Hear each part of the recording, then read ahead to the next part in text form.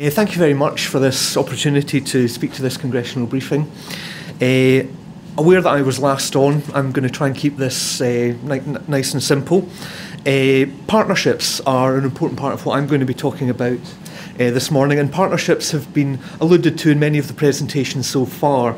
Issues of youth justice and dealing with youth crime are issues that are too complex very often to be dealt with by just one agency. The police themselves cannot deal with such a complex problem and have to work in partnership with other agencies in order to try to deal with these problems more effectively.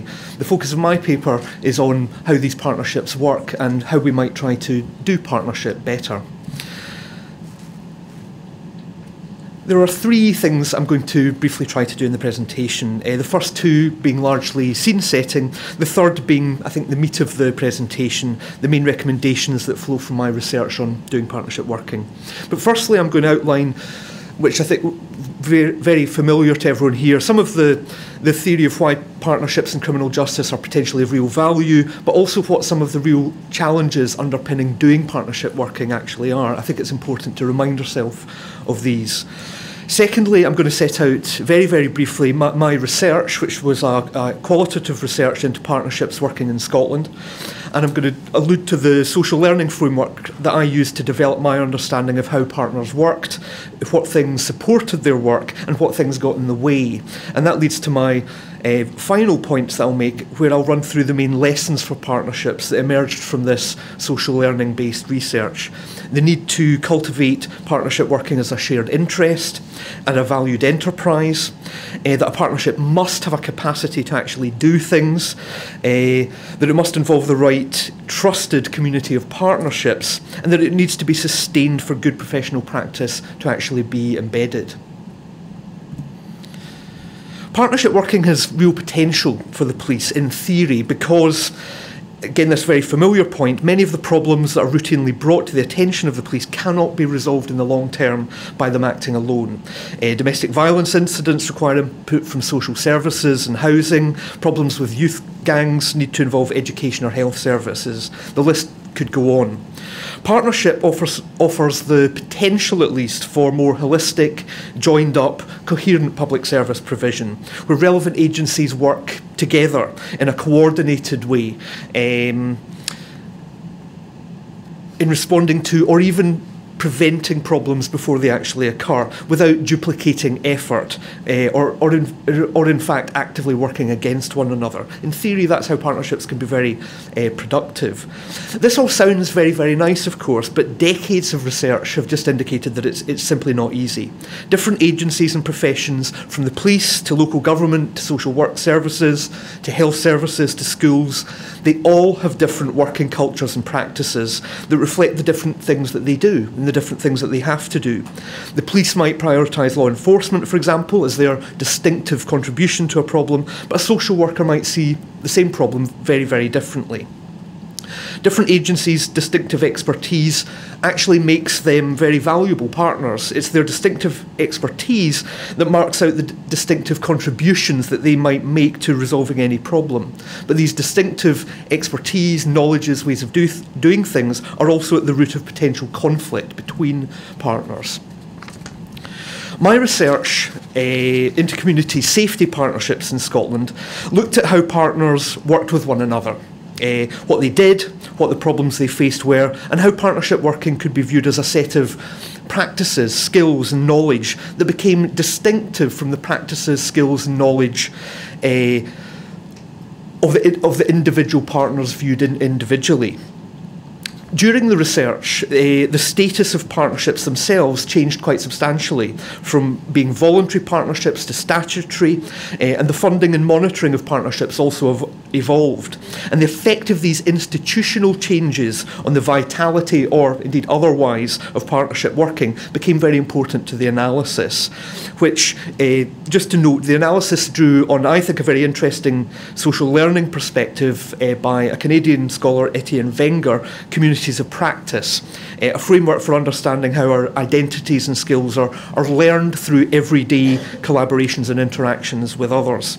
And I focused on the people who were psychologists seconded to partnerships from parent agencies for whom the partnership became their job, became their everyday work, their everyday practice. And so partnerships became their community of practice in which they'd have to collaborate with people from different organisational backgrounds. And I was interested in how they negotiated the inherent conflicts of partnership working.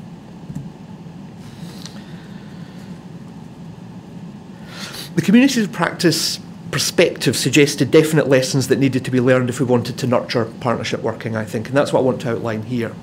If we wanted to help these seconded partners to work together more collaboratively and to develop skill and expertise around the task of partnership working, some of these recommendations might sound a little self-evident, but the self-evident can often be overlooked, and certainly were overlooked in the early days of developing partnerships in Scotland and elsewhere in the UK. Partnerships need to articulate a shared interest. What are they for?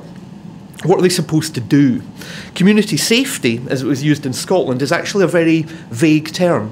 What does it mean? It doesn't immediately suggest that a particular intervention should flow from it. In Scotland, community safety and its ambiguity was actually quite useful in that it was attractive to a broad range of partners who wanted to be involved in safety, but who were notably put off by potentially being involved in activities around crime and crime prevention. But within community safety, there needed to be specific projects, specific interventions that were of interest to multiple partners. In this case, these often related to working with young people. Specific projects are needed for partners to focus their attention and energies. Specific projects bind partners together through this shared interest in the work that flows from it. There is a danger, onto the second point, that partnerships are viewed as optional extras, the classic not real police work. And this is a real problem. Why would professional people want to invest their energies in something that their own agencies didn't think was important? The fact is they wouldn't, and they didn't. Professional people need their work to be valued, and there are a number of things that can give partnerships value. Partnerships can be given value through being made statutory. It's not an optional extra. They can be given value through high-profile programmes being run through them. In Scotland, a different project called Antisocial Behaviour was run through community safety partnerships to give them focus, and as a high-valued area of public policy, this lent value to the partnership's activities. Partnership working can be given value through being recognised as a recognised route to promotion within parent agencies. It can also be given value through partners seconding people of appropriate rank and ability to the partnerships. They can be given value through partners being seconded for meaningful extended periods of time, not routinely moved on, as had been found in many of the partnership studies. Basically, valued enterprises generate commitment and drive from those undertaking them. Optional extras, and where partnerships are viewed as an optional extra, don't. Nobody will feel particularly valued in a talking shop.